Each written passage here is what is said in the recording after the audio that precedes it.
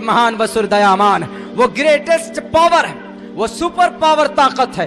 वो आपको कहता है कि मुसलमानों वन तुमुल आलौन, तुम ही सर बुलंद हो।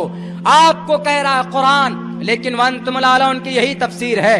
पहलू खान को पीट पीट कर मार दिया गया। वहां के होम मिनिस्टर साहब ने स्टेटमेंट दिया कि जनाब मैन हैंडलिंग था वो, 3 दिन पहले उसके ऊपर जुल्म तशद्दुद किया गया, उस वक्त नहीं न मरा, वो मरा तो हॉस्पिटल में जाके, इसलिए ये तो अकस्मात मौत है, मैन हैंडलिंग है। बताइए ऐसे जल्लाद बैठे हुए इख्तिदार के अंदर, जिन्हें इंसानियत के अंदर और जानवरों की जानों की कीमत के अंदर कोई फर्क पैदा नहीं है इनके बीच में। श्री रामचंद्र जी के मानने वालों, उनका वास्ता देकर कहता हूं, उन्होंने तलवार उठाई थी तो राक्षस रावण के खिलाफ तलवार उठाई थी। श्री कृष्ण जी ने महाभारत के मैदान में अर्जुन को कहा था कि तलवार उठाओ, लेकिन इन जालिम कौरवों के खिलाफ उठाओ। कंस मामा का वध किया इस धरती पर दुर्गा माँ ने, काली का अवतार लिया। दुर्गा माता जिन्हें नवरात्र के अंदर उनकी पूज्य प्रार्थना करते हैं। हमारे बहुत से हिंदू भाइयों को, हिंदू महात्मा भाइयों को भी मालूम नहीं होता कि कौन सा मंत्र पढ़ा जाता है। हमारे स्कूल के अंदर एक टीचर है, उन्होंने पिछले साल मुझसे कही कि अब्दुल्ला साहब, डायरेक्टर साहब, मेरा एक स्कूल है nursery to 5th class 8th class तक, अल हुदा एजुकेशनल एकेडमी के नाम से, मैं उसका डायरेक्टर हूं। अल्हम्दुलिल्लाह बच्चे बहुत दूर से पढ़ने आते हैं, हिंदू मुस्लिम सब बच्चे वहां पे पढ़ते हैं। तो उन्होंने कहा कि अब्दुल्ला साहब आप जरा छुट्टी दीजिए, हम जरा पूजा के लिए जाते हैं, नवरात्रि का आखिरी का पूजा। हिंदू भाइयों गौर से सुनिएगा, जरा देखिए, यही है जो रियल जो मैं आपको बताने जा रहा हूं। हमने कहा ठीक है, लेकिन अपने गुरुजी से ये पूछिएगा कि दुर्गा माता की जो 9 सिफत है, 9 गुण है, 9 अवतार है, तो दुर्गा माँ का रियल नाम क्या है, आप उनसे पूछ करके देखिएगा। दुर्गा माता नाम क्यों पड़ा दुर्गा, उनका रियल नाम क्या? बोला ठीक है। हमने कहा कि आज आखिरी रात है, आखिरी रात में कौन सा मंत्र पढ़ा जाता है, गुरुजी से भी पूछिएगा। गया जाने के बाद मैंने लिख के दिया था, मैंने कहा गौर से सुनिएगा कि मंत्र कौन सा पढ़ा जाता है। तो वो गौर से सुनने लगा तो मंत्र कोई और सा पढ़ा, वो मंत्र नहीं था जो मैंने लिख के दिया था। हालांकि उस रात में उस पूजा में जो मंत्र पढ़ा जाता वही मंत्र था जो मैंने लिख के दिया था। उन्होंने कहा कि गुरुजी आपने जो मंत्र पढ़ा है, आपने जो श्लोक पढ़ा है, इसके अंदर तो यही मंत्र है इस रात में पढ़ने का, इस पूजा को सफल करने का। उन्होंने कहा कि हाँ, हमारे अब्बा ने यही सिखाया है, बाकी जो मंत्र तुम्हारा है, उन्होंने कहा ये मंत्र देखिए, तो उन्होंने कहा जो तुम्हारा मंत्र है ये वैदिक दौर का है, वैदिक जमाने का, यानी रियल मंत्र यही है जो तुम लिख के लाए हैं। और माँ सिद्धिदात्री का पूजा होगा तो मंत्र पढ़ा जाएगा, या देवी सर्वभूतेषु माँ सिद्धिदात्री नमस्तस्यै नमस्तस्यै नमस्तस्यै नमो नमः, ये मंत्र पढ़ा जाएगा। लेकिन मंत्र वो पढ़ा जो उस पूजा के ताल्लुक से नहीं था। अब बताइए सोच के, नमाज में आप क्या पढ़ते हैं? अल्लाहु अकबर हाथ बांधने के बाद, आजकल मुसलमानों की नमाज भी तो ऐसी है, हाथ बांधते हैं, पूरा हिसाब किताब शुरू कर देते हैं अपनी दुकान का और अपनी खेत खलियान का, और चीजों को याद करना शुरू कर देते हैं, मेरा मोबाइल कहाँ गुम हुआ है, मेरी चाबी कहाँ पे है। यही होती है, 4 रकात की जगह 5-6 रकात नमाज पढ़ लेते हैं, पता ही नहीं चलता कितनी रकात नमाज पढ़ी। आखिर में तहर्री करते हैं कि मैंने कितनी रकात नमाज पढ़ी। ध्यान मूलम गुरु मूर्ति पूजा मूलम, क्या मतलब है इस मंत्र का? इस मंत्र का मतलब है ध्यान से ईश्वर की भक्ति करो। सरजमीन गुजरात में पूछा एक ब्राह्मण के पंडित ने हमसे कि अब्दुल्ला साहब जब पूजा करते हैं तो उस वक्त कॉन्सेंट्रेट, एक स्ट्रेट नहीं होता, फोकस नहीं होता ईश्वर के ऊपर, अजीब अजीब बातें आती है। हमने कहा कि कौन सा मंत्र पढ़ते हैं, कौन से ईश्वर की पूजा करते हैं? बोला हमारा तो एक ही है, पूजा करते हैं, हम जैन भाई हैं, हम जैन हैं, वर्धमान महावीर जैन स्वामी में हमारा परमात्मा भगवान है। हमने कहा वो भगवान नहीं थे, वो महापुरुष थे, वो इंसान थे। वो बोला नहीं, वो तो भगवान थे ना, 2750 साल पहले महाराष्ट्र में पैदा हुए। हमने कहा जो भगवान होगा वो तो पैदा ही नहीं होता, जो भगवान होगा वो कभी पैदा होता है? भगवान जो होगा वो पैदा नहीं होगा। न तस्य कश्चित् पतरश्चि लुके न चिस्तान वच्युतिस्य लिंगम सकारनम कर्णाधिपाधिपो न चास्य कश्चित् जनिता न चाधिपा। वक्त नहीं है मेरे पास, क्योंकि आपको इस छोटे से नन्हे मासूम बच्चे को सुनना भी है। ये 4 क्लास में, इसको तो अभी 10 क्लास में होना चाहिए था। अभी बच्चों को आप भगा रहे थे कि भाई भागो यहाँ से, तो एक बच्चे ने कहा कि सबसे पहले सुफियान भी तो बच्चा, उसको भगाइए स्टेज से। बहरकैफ अभी आपको इनको सुनना है। ये पूरे इलाके ने हिंदुस्तान के अंदर अपने इस्लाम की तर्जुमानी करता है, लेकिन मैं इस मासूम बच्चे को एक मशवरा देता हूँ अल्लाह ने आपको जो बुलंदी दी है, अल्लाह ने आपको जो मकबूलियत दी है, इसका फायदा उठाओ। एक चीज को जरूर अपनाओ, कौम को जोड़ने की कोशिश करो, इत्तिहाद और अमन और यूनिटी की तुम दावत पेश करो। इस वक्त बातिल ताकतों का मुकाबले का एक ही रास्ता है, वो है इत्तिहाद और यूनिटी। अगर देवबंदी बरेलवी अहले हदीस के नाम पर झगड़ा करते रहोगे तो देवबंद भी जीत जाएगा, बरेलवी शरीफ भी जीत जाएगा कि जैसा अभी जीता है वो। तुम लड़ते रह जाओगे, तुम देवबंदी, तुम काफिर, तुम मुशरिक, तुम अहले हदीस के झगड़े में पड़कर रह जाओगे। असल मैटर को भूल जाओगे कि हम मुसलमान हैं, तो देवबंद बरेली भी कोई और लेकर चला जाएगा, जिसके हक में नहीं होगा वो भी लेके चला जाएगा। ये ताकत थी। बस अपनी नमाजों को ईश्वर से कनेक्ट करो। ध्यान मूलम गुरु मूर्ति पूजा मूलम। ध्यान से अपनी नमाजों को पढ़ो, ध्यान मूलम। अल्लाह के नबी का फरमान है, जब तुम नमाज पढ़ते हो, इस मंत्र की तस्दीक मैं हदीस से कर रहा हूँ। हदीस पाक कहती है कि जब तुम नमाज पढ़ते हो तो गोया ये ऐसा तुम्हारा ये कॉन्सेप्ट हो कि तुम अल्लाह को देख रहे हो। अगर ये हालत ना हो तो ये सोचो कि अल्लाह तबारक व तआला तुमको देख रहा है। अगर ये गुमान है तो तुम्हारी नमाज कबूल होगी। लेकिन आजकल हमारी नमाजों की क्या हालत है, अगर मच्छर काट ले तो 1.5 फीट हम उछल जाते हैं। आजकल नमाजों की ऐसी हालत है, तो वो नमाज आपको क्या आपकी दुआ को कबूल करवाएगी। बैरकैफ उस गुरुजी ने हमसे पूछा कि अब्दुल्ला साहब, अमन और शांति के साथ ईश्वर की कैसी इबादत करें। हमने कहा ध्यान मूलम गुरु मूर्ति पूजा मूलम, ध्यान के साथ इबादत करो। तो बैरकैफ जब आप नमाज पढ़ने के लिए खड़े होते हैं तो नियत बांधते अल्लाह अकबर। उसके बाद क्या करेंगे? अल्लाह अकबर का मतलब संस्कृत में क्या आता है? अल्लाह अकबर मैंने पिछले साल एनालाइज किया है इसी धरती पर। अल्लाह अकबर का मतलब अद्धा देव महान वसुर दयामान, अल्लाह अकबर। अल्हम्दुलिल्लाह रब्बिल आलमीन पढ़ते हैं, लेकिन अल्हम्दुलिल्लाह के जगह कोई अगर दरूद शरीफ पढ़ दे तो नमाज हो जाएगी? नमाज नहीं होगी। तो हमारे गुरुजी, हमने उनको कहा, मास्टर साहब को, सुजीत जी आप उनसे कहिए कि जो मंत्र पढ़ने का था उस मंत्र की जगह आपने ओम भूर्भुवः स्वाहा तत्सवितुर्वरेण्यं भर्गो दिवस्य धीमहि धियो यो नः प्रचोदयात्, ओम मंगलम स्वाहा, ओम पूर्णमिदं पूर्णात् पूर्णमुदच्यते पूर्णस्य पूर्णमादाय पूर्णमेवावशिष्यते, ओम शांति ओम शांति ओम शांति। ये मंत्र पढ़ोगे तो आपकी पूजा सफल होगी। गुरुजी से पूछा कि नहीं पूछा? वो कुछ नहीं बोला, चुपचाप हो गया। हमने कहा अच्छा देवी दुर्गा माँ का नाम दुर्गा क्यों पड़ा, पता है? बोला नहीं बता सका। बोला दुर्गा नाम पड़ा। हमने कहा अरे उनको बता दे कि दुर्गम राक्षस का वध किया था, इनका रियल नाम था भगवती माँ। भगवती माता दुर्गम राक्षस का वध किया था, तो तभी से इनका लक़ब पड़ा दुर्गा माता।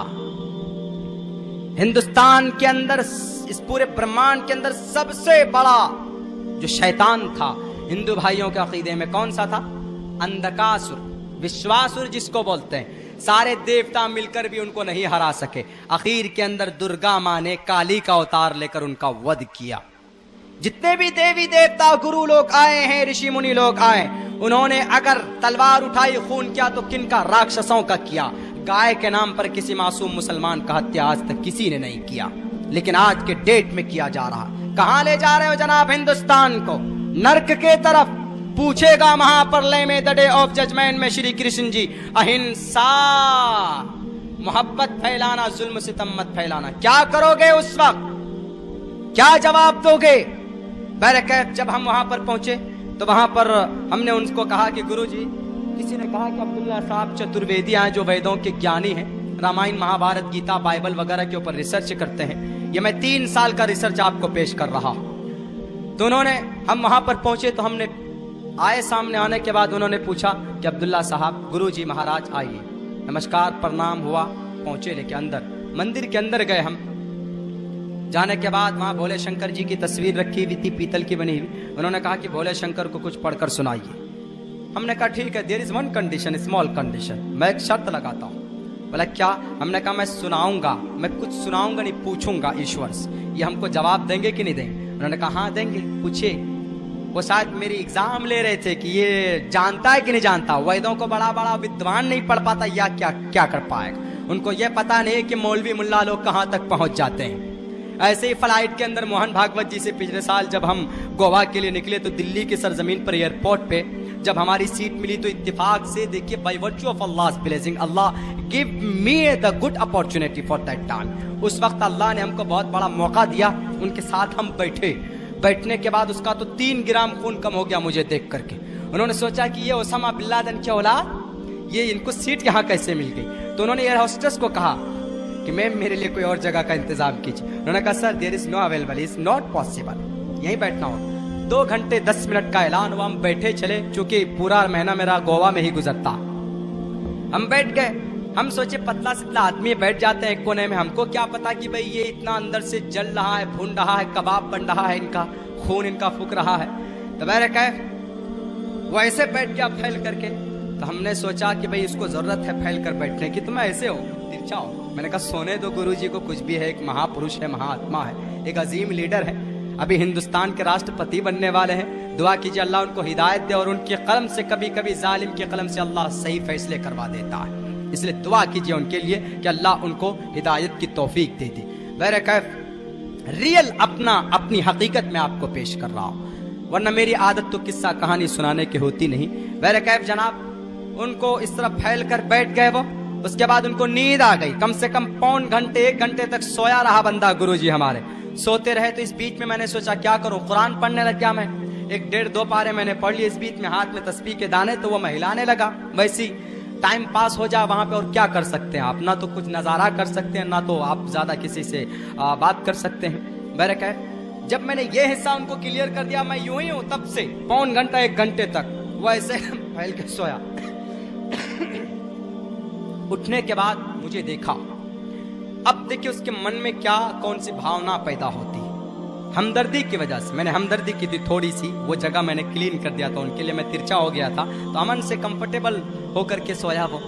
तो उसके दिल में देखिए मुझे इंसल्ट करने का कितना बड़ा, वो सोचा कि मौलवी साहब सर पे टोपी है, दाढ़ी है, कुछ जानता नहीं होगा, 1-2 इंग्लिश में सेंटेंस पूछते हैं, खुद ब खुद शर्मिंदा होकर बैठ जाएगा और मैं जीत जाऊंगा। मैं समझता हूँ यही उनका कॉन्सेप्ट होगा, यही सोच होगी उनकी।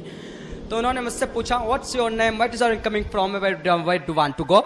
क्योंकि भाई जुबान उनकी ऐसी होती है, इंग्लिश के ऊपर आजकल कोई बोले ना आदमी तो कहेगा भाई कितना बड़ा आदमी आ गया। एक जमाना ऐसा था कि गाजियाबाद से हम निकले अपने दारुल देवबंद के लिए, हम लोग 2 मदरसे के बच्चे बैठे हुए थे, इंग्लिश के से वाकिफ नहीं थे, तो एक गर्लफ्रेंड बॉयफ्रेंड इंग्लिश में बात कर रहे हैं हम लोगों की तरफ, देख के हंस रहे। हम लोगों ने सोचा कि क्या इलाज करूं इनका यार। हम दोनों ने अरबी के अंदर कुरान पढ़ना शुरू कर दिया, अल्हम्दुलिल्लाह रब्बिल आलमीन। वो बोलता था कुलौज़ बिरब्बिन नास मिनल जन्नति वन नास, इस तरह। तो वो बस अपनी बातें भूल गया, हम दोनों को देखने लग गया। हमने कहा कि भाई तुम अपनी जगह पे अगर महान हो तो हम अपनी जगह पे सुपर पावर ताकत है। हर आदमी अपने फील्ड का बादशाह होता है। जैसे कि भी शायरों के नौजवान छोटे मासूम बच्चों के शायरों का द किंग ऑफ द पोएटर हमारे सुफियान प्रताप गढ़ी साहब हैं। आज दूसरी मर्तबा स्टेज पर हम लोग यहाँ पर मिले और हिंदुस्तान का सबसे छोटा मुखर्रिर अब्दुल्ला सालिम आपके सामने है। बहरकैफ जनाब, तो उन्होंने मुझसे यही सवाल किया, क्वेश्चन किया अंग्रेजी के अंदर में। हमने सोचा कि अगर मैं हिंदी में कहता हूँ कि मेरा नाम अब्दुल्ला है, मैं बिहार नेपाल बॉर्डर से ताल्लुक रखता हूँ और मैं गोवा जा रहा हूँ, तो वो और पता नहीं क्या क्या कहेगा। हमने कहा दिस इज अब्दुल्ला सालिम कमर, एक प्रोफेशनल लैंग्वेज में करना होगा। This is Abdullah Salim Qamar from Araria district and I am just coming from Delhi, I want to go to Goa and I reside my आदि ग्रंथ is called Quran in front of the people in the holy month of Ramzan. वो सीधा होके बैठ गया। बाप रे, बंदे में कुछ जान है, लगता है तो हाइट कम है लेकिन लगता फाइट है इस बेचारे में। तो उन्होंने कहा, उसके बाद बैठकर मुझसे पूछता do you remember by heart all, यानी आपको पूरा याद है। Do you remember by heart all का मतलब आपको पूरा याद, आपका धर्मशास्त्र। मैंने कहा yeah I am able to tell you from the beginning to the end, I remembered by heart, मुझे याद है, आई कैन टेल यू, मैं सुना सकता हूं आपको। बड़ा आश्चर्य में ताज्जुब में पड़ा वो। उसके बाद बोला प्लीज टेल मी समथिंग। अब देखिए, एक इस्लाम का, एक हिंदू भाइयों का सबसे बड़े गुरु, महान गुरु, बल्कि हिंदुस्तान में इस्लाम का सबसे बड़ा एंटी अगर कोई पर्सन है तो वही है। लेकिन एक तरफ मुल्ला जी हैं, इस्लाम का तर्जमान, लेकिन एक तरफ अल्लाह तबारक व तआला के सामने एक गुरु है जो मुसलमानों के दुश्मन है। गलत फहमी देखिए कितनी बड़ी है उसके अंदर इस्लाम के तई। उन्होंने कहा प्लीज टेल मी समथिंग। मैंने कुरान करीम की एक 2 आयत पढ़े, लेकिन मैंने भी पूछा, मैंने कहा sir what's your authentic book धर्मशास्त्र, क्योंकि आप इंग्लिश में नहीं बात करेंगे वहां पे। बोला कि दिस इज माई आदि ग्रंथ is called Shrimad Bhagavad Gita, this is my and 5 Vedas, 5वां वेद इसको कहा जाता। आई एम फॉलो दैट, मैं उसको फॉलो करता हूँ। हमने कहा sir do you remember by heart. बोला no no, anybody not able to remember by heart all, कोई उसको याद नहीं कर सकता जुबानी। हमने कहा दिस इज माई आदि ग्रंथ, every person can remember by heart and small boys easily remember by heart, छोटे छोटे बच्चे याद कर लेते हैं उसको। बोला या, हमने कहा sir please tell me something from your Dharmashastra. बोला यस, अहिंसा सत्यम करोदस्तयाग, इतना पढ़ा। इसके ऊपर मेरा रिसर्च 2.5 साल पहले से था। हमने कहा शांतिरपैशुनम, आगे पढ़ा मैंने, शांतिरपैशुनम दया बुलेश्वलोलूप तवम हीरिचाप्लाम श्रीमद् भगवत गीता 16वें अध्याय का 2रा श्लोक। वो और बेचारा सुखड़ गया। बोला do you know about my धर्मशास्त्र? मैंने कहा यस, आई एम मुल्ला मौलवी साहब and I know everything, I know lot of thing about your धर्मशास्त्र, ऋग्वेद, यजुर्वेद, सामवेद, अथर्ववेद, रामायण, महाभारत, गीता, पुराण, उपनिषद, महापुराण, भविष्य पुराण, कल की पुराण, everything I know। तो वो बेचारा देखिए उसकी और ज्यादा उनसियत पड़ी मुझसे। बोला please tell me something, what is the meaning of that mantra, इसका मतलब क्या बताइए, आप क्या जानते हैं, डू यू नो? मैंने कहा यस आई नो। हमने कहा अहिंसा, when time, what is the time, इसका टाइम क्या है, मतलब इसको अवतरित होने का टाइम क्या? हमने कहा महाभारत के मैदान में जब अर्जुन के हाथ से तलवार गिर गई थी, श्री कृष्ण जी ने वक्त को, उस टाइम को रोक करके कहा था अर्जुन तलवार उठाओ, जालिमों को मत छोड़ना। लेकिन वहीं पर अर्जुन ने यह भी कहा था, अर्जुन को यह भी कहा था श्री कृष्ण जी। श्री कृष्ण जी कौन है पता है?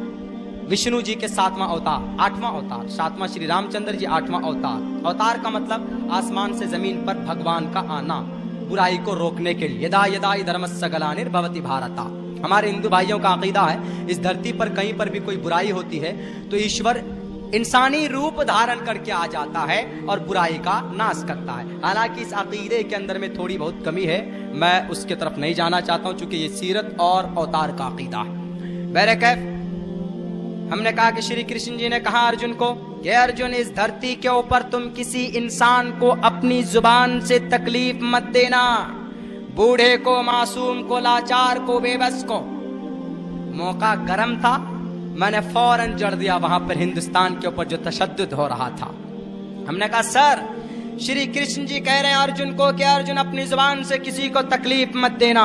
मोहम्मद अखलाक को बेचारे को तड़पा तड़पा कर मार दिया गया, तकलीफ तो दूर की बात, मार दिया गया, उनकी हत्या कर दी गई। और भोपाल की सरजमीन पर 2 नौजवानों को ट्रेन से फेंक दिया जाता है, उनकी भी हत्या कर दी गई।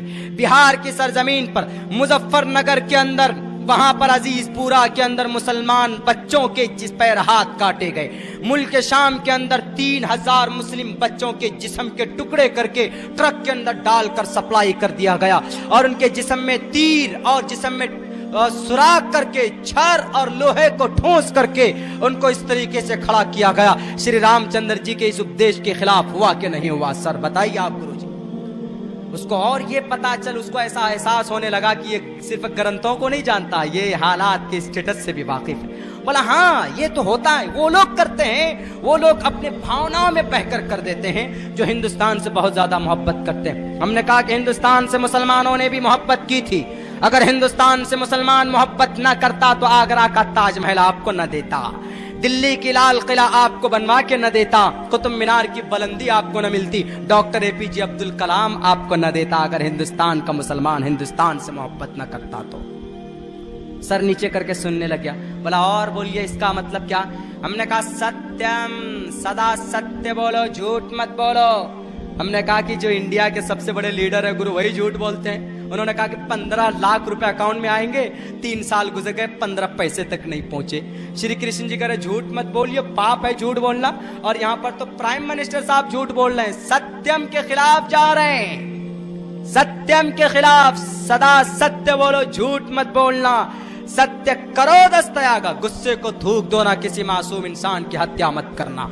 आज तो पीट पीट कर मार दिया जाता है, आज तो तड़पा तड़पा कर मार दिया जाता है जनाब। जहां पर भी टोपी वाला नजर आया, जहां पर भी दाढ़ी वाला नजर आया, फौरन कान खड़े हो जाते हैं। बड़ी बेरहमी के साथ हिंदुस्तान की इस पवित्र गंगा जमनी तहजीब के बीच में हिंदू भाई बहुत से लोग तशद्दुद पसंद है जो मुसलमानों को चुन चुन कर उनके साथ बदयांती करते और उनके साथ तशद्दुद का मामला करते हैं। भूल गए तुम हिंदुस्तान के मुसलमानों की तारीख बड़ी ताबनाक रही है, रोशन रही।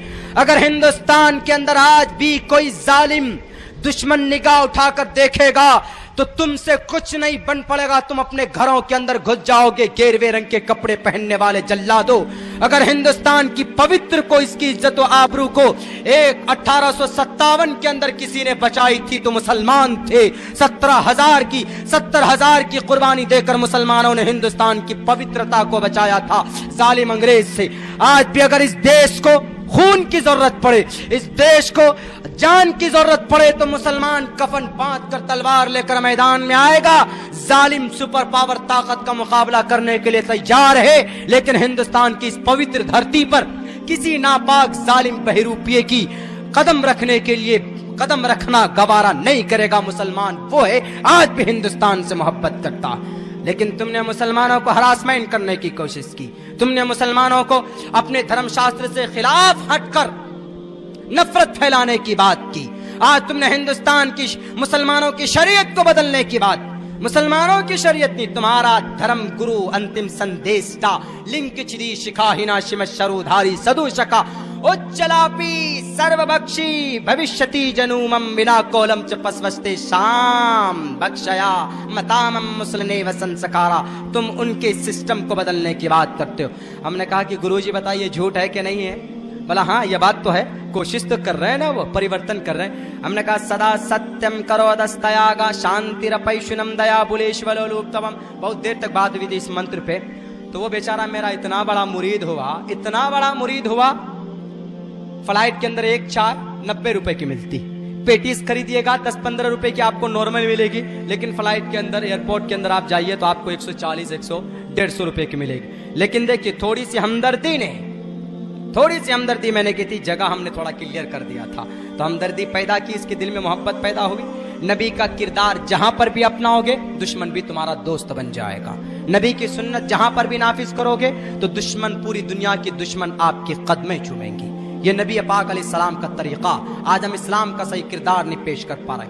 तो वो आदमी चाय मंगाता है, नाश्ता मंगाता है जनाब फ्लाइट के अंदर, मेरा मुरीद बन जाता है। क्यों? वो कहा कि आपके अंदर तो मानवता है। हमने कहा सर मेरे अंदर मानवता नहीं, तमाम मुसलमानों के अंदर विश्व मानवता है। तो वो क्या बोलता है, आप वो वाले मौलाना नहीं है। हमने कहा what do you mean by वो वाले मौलाना? बोला वो वाले मौलाना से मुराद नहीं जानते, अरे बॉर्डर के ऊपर जो पगड़ी बांधते होते हैं, क्रॉसिंग तो बाद में होता है, एकदम फायर करते हैं, अपने आप को उड़ा लेते हैं, कहते हैं कि हम जन्नत जा रहे हैं, हूरें इंतजार कर रही है। हमने कहा कि he is not Muslim, they are not Muslim and they are not related to the any kind of Muslim people. किसी मुसलमान से उनका कोई लेना देना नहीं, वो मुसलमान नहीं होते। बोला आप ही की तरह दाढ़ी वाले होते हैं, टोपी होते हैं, बस आपकी पगड़ी नहीं है, बाकी टोपी तो है, कुर्ता यूनिफॉर्म तो यही। मैंने कहा इसी यूनिफॉर्म के तो दुश्मन है सब।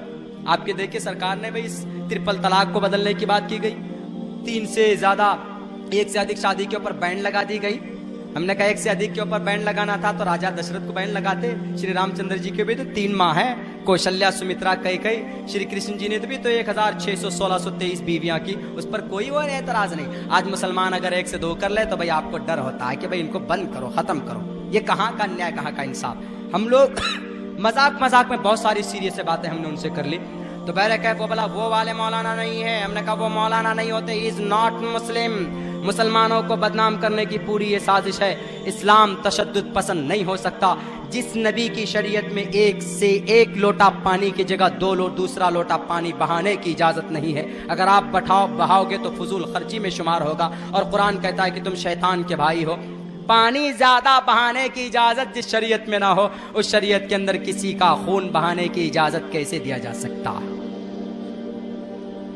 बोला ये बात। हमने कहा जी ये बात। इतना बड़ा मुरीद हुआ जनाब, अपने बॉडीगार्ड से कहा कि अब्दुल्ला ये गुरु जी की हैंड बैग लो और फिर वहां तक रिसेप्शन तक छोड़ो, वहां तक छुड़वाया हो। बताइए, एक जल्लाद, एक हिंदुस्तान के मुसलमानों का, इंसानियत का, अमन और शांति का दुश्मन। लेकिन किरदार नबी पेश किया गया तो दुश्मन भी आपके कदमों में आ गया। तो जनाब जब हम वहां पे मंदिर में पहुंचे तो उन्होंने सोचा कि ये गुरु कैसे गुरु हो सकता है, ये तो छोटा सा है, हवा पहलवान है, फूंक मार दिया तो पता नहीं बिहार ही पहुंच जाएगा ये। हमने सोचा अंदर ही अंदर में हाइट कम है लेकिन फाइट तो स्ट्रांग है अल्हम्दुलिल्लाह, अंदर ही अंदर बता देगा तुम्हें आज। उन्होंने कहा कि कुछ सुनाइए गुरुजी को। हमने कहा सुनाऊंगा, जवाब चाहिए मुझे। हमने 3 मंत्र पढ़े, ओम पूर्णमिदं पूर्णात् पूर्णमुदच्यते पूर्णस्य पूर्णमादाय पूर्णमेवावशिष्यते, ओम शांति ओम शांति ओम शांति। और एक मंत्र पढ़ा, युना पिता जनिता युविदाता धामानि वैद्वोनानि विश्वायु देवानां नामदायक इत्तम संप्रश्नम बोनायन्तयन्या। एक मंत्र हमने एक और भी पढ़ा, त्रिधा बिन्नुहं विष्णु ब्रह्म शिव हरार्या गुणेन सिक्लुहं सदा हरे एकम सद्विप्रा बुधा वदन्ति। मैं चुप हो गया, वहां से लगा हाँ बहुत अति ज्ञानी है आप। हमने कहा वो तो बात की बात है, पहले जवाब कहाँ मिल रहा है, मुझे जवाब तो मिल ही नहीं रहा है, मैं तो ईश्वर के पास खड़ा हूँ। बोला ये कैसे जवाब दे सकते हैं आपको, ये तो नहीं जवाब दे सकते, बोलते नहीं ना। हमने कहा जब नहीं बोलते तो आपने क्यों कहा था कि जवाब दे देंगे। हमने कहा अच्छा एक काम कीजिए आप ही जवाब दीजिए। हमने कहा आप जवाब दीजिए, आपने क्या समझा। बोला हाँ मैं तो समझ गया, आपने क्या पढ़ा मैं समझ गया। हमने कहा बहुत अच्छी बात, अगर समझ गए तो जवाब दीजिए। बोला साइड में आकर के जब ज्यादा इंसल्ट होने लगी, बोला गुरुजी अब्दुल्ला साहब मैं हफ्ते में सिर्फ एक दिन आता हूँ यहाँ, शनिचर को आता हूँ, बाकी मुझे पता नहीं यहाँ पे कौन सा धर्म शास्त्र पढ़ा जाता, क्या पढ़ा जाता नहीं पढ़ा जाता, पुरखों से आ रहा हूँ मैं यहाँ पे बस। हमने कहा कि अगर आप यहाँ के ज्ञानी होते तो आप यहाँ पर शिव पुराण यहाँ पर रखा हुआ है, देखिए शिव पुराण, चूंकि शिव जी की मंदिर थी तो शिव पुराण होगा। हमने कहा शिव पुराण उठाइए, 5वां चैप्टर लिखा हुआ है कि जो तुम यहाँ पे दूध डालते हो, इसको जो जाय करते हो, अगर ये दूध तुम किसी गरीब के हलक में डाल दो तो शिव जी ये कहते हैं कि मैं ज्यादा प्रसन्न होता हूँ बिल मुकाबिल इसके कि मेरे पास दूध को डाला जाए, किसी गरीब को खिला दिया जाए, तो मैं ज्यादा पसंद करता हूँ इस बात को। हमने कहा ये बात आपको पता होती, लोगों को बताते कि नहीं बताते। हमारे हिंदू भाइयों, गुरु की बातों में आओगे तो तबाह हो जाओगे।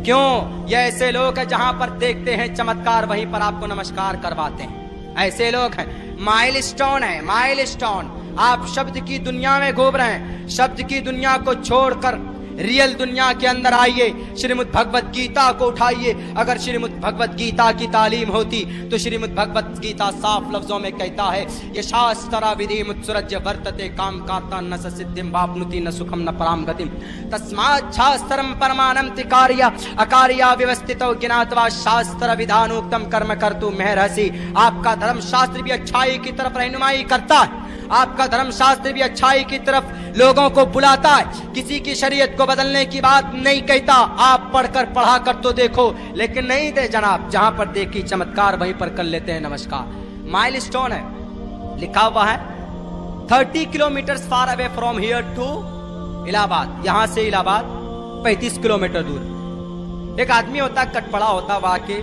नारियल फोड़ता है, उसके ऊपर चढ़ावा चढ़ाता है। एक आदमी कहता है भाई इसको क्यों, क्या कर रहे हो तुम इसके ऊपर? कहा कि ये साक्षात परमात्मा ईश्वर है।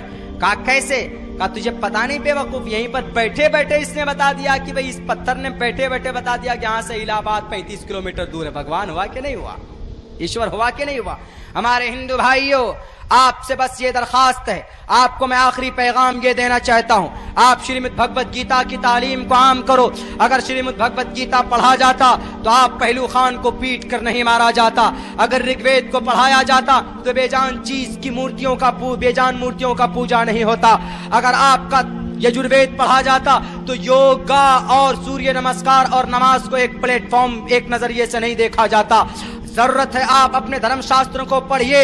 अगर पढ़िएगा तो आप खुद को पता चलेगा आप कितने पानी में हैं। मैं तो साफ लफ्जों में कहता हूं, आप अपने एक ईश्वर की पूजा कीजिए, उसी की संविधान के मुताबिक जिंदगी गुजारिए, तो इंशाअल्लाह मुमकिन है कि you will enter the paradise and स्वर्ग। आप जा सकते हैं। लेकिन मुसलमानों, आपसे आखिर के अंदर मैं ये दरखास्त करता हूं, ईमान को मजबूत करो, ईमान के अंदर ऐसी ताकत पैदा करो कि आप दुआ जमीन के ऊपर करो तो आसमान के ऊपर अल्लाह तबारक व तआला आपकी दुआ को कबूल करे। अल्लाह आपसे कहता है वला तहिनु वला तहजनु।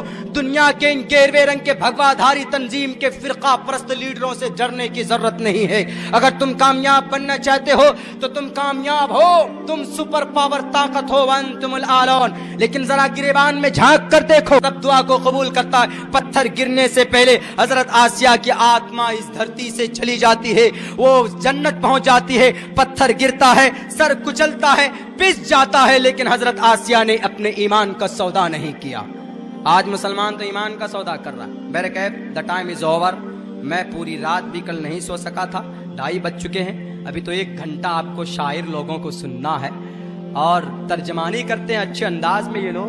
अल्हम्दुलिल्लाह, अल्लाह से दुआ है कैसे नौजवान कौम के अंदर पैदा हो। आपको मैं कहता हूं, इस कौम की, इस मिल्लत की कोई तकदीर है तो वो नौजवान कौम है। आपका रोल मॉडल ये सलमान खान, शाहरुख खान, सोनू निगम नहीं, आपका role model the last prophet Mohammad सल्लल्लाहु अलैहि वसल्लम है। मुसलमानों, आपकी कामयाबी कुर्सी पर नहीं है। आप देवबंद में झगड़ने लगे, एक ही कैंडिडेट था वहां पर, भारतीय जनता पार्टी का, मुसलमान कैंडिडेट 7 थे, तो क्या होगा? कुर्सी कामयाबी की दलील नहीं है। कामयाब मुसलमान जब होता है मनाता अल्लाह व रसूलहु फक़द फाज़ फौज़न अज़ीमा। मुसलमानों, कुर्सी आपकी कामयाबी की दलील नहीं। आप कामयाब बनना चाहते हो तो अल्लाह से रिश्ता मजबूत करो, तो कामयाबी आपकी कदम चूमेगी। दुनिया की सारी ताकत फिर आपके कदमों के नीचे होंगी।